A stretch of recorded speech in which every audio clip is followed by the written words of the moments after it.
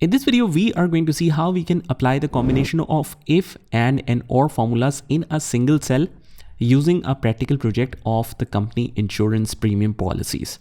So here we have a long data of approximately 800 employees for which the company is planning to issue insurance premium, but since the employees quantity is a lot, they have to set a criteria on who is eligible for the premium and how much the company will issue as a premium.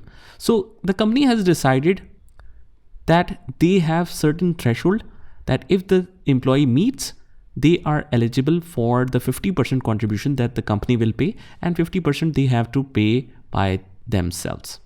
So on our right, if we scroll from the bottom towards right, we have these criteria hurdles.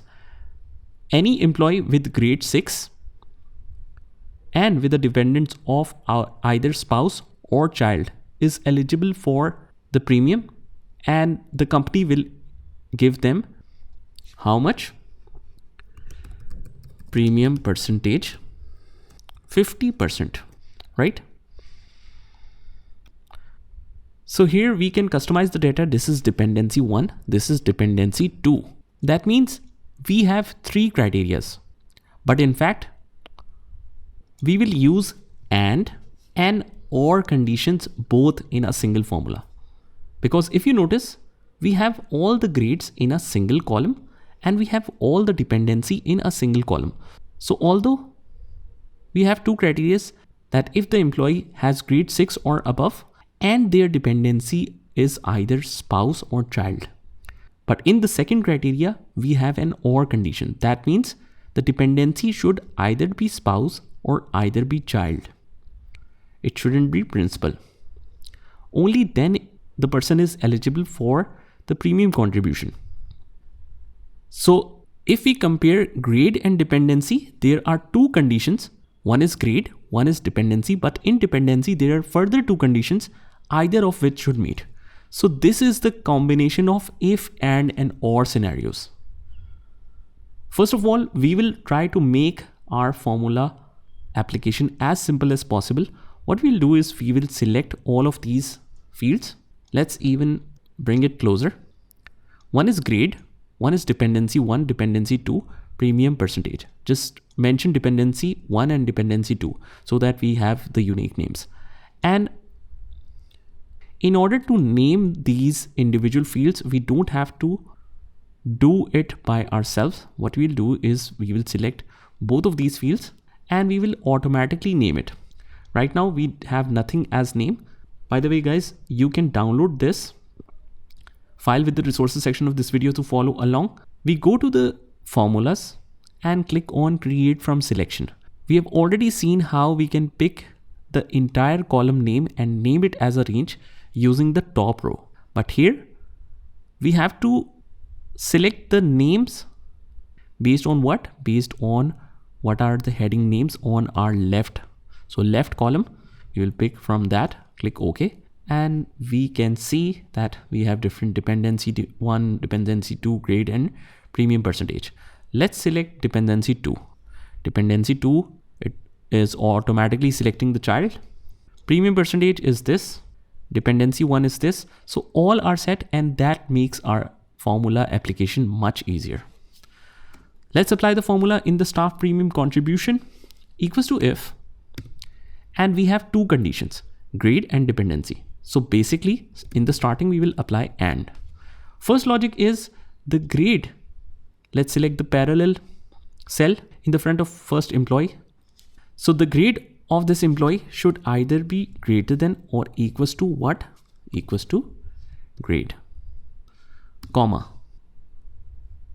In logical 2, we have a choice. So we will apply or condition. Either the dependency should be equals to dependency 1, comma, or the dependency should be equals to what? Dependency 2. So this completes our logic that by default, we have 2 conditions to meet. Grade and dependency both should meet. But in dependency, we have further 2 conditions. So this formula says if the employee grade is greater than or equals to grade, we have already named it, The benefit of this is it's easier to read and we don't have to fix it.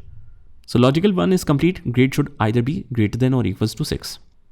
Grade 2 has two logics, either or condition.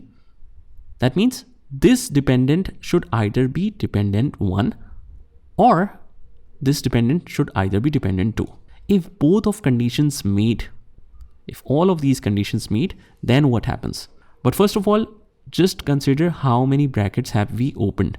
If condition is still there, but and or conditions are fulfilled, so one is closed for or, one is closed for and now we are back to logical test. So this condition as a whole works as a logical test. What happens when all of these conditions satisfies? Of the gross premium total amount, the company agrees to pay what? Premium percentage. That means 50% the company will contribute. What is the benefit of selecting it from here? Not only we have to fix it, but also it's easier to read, and if the company changes its policy in future to allow a different percentage, let's say 30%, we can just simply update it from the criteria hurdles and our results will automatically be upgraded. So if all of this condition is satisfied, then the company agrees to pay the 50% of the gross premium. Otherwise, they have planned to issue nothing. So all of this is clear. Let's hit enter.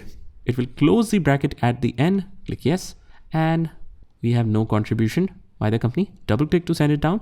For a couple of starting staff, we don't have the criteria met, but here we started to see the grade 6 employees. So they have grade 6 and their dependent is spouse. So they are getting the premium percentage of 50%. Same goes for here. But if we, let's say, try to change something like the grade is 6, but the dependent is principal, that means he has no dependent. Then no premium or insurance is issued. Control C. Let's try it in some other scenario. If we change this to grade 7, it will automatically pop up the premium contribution. But if we change it to principal, they are not eligible for that. So this is the practical implementation of if, and or conditions. Just try this by yourself and I will see you in the next one.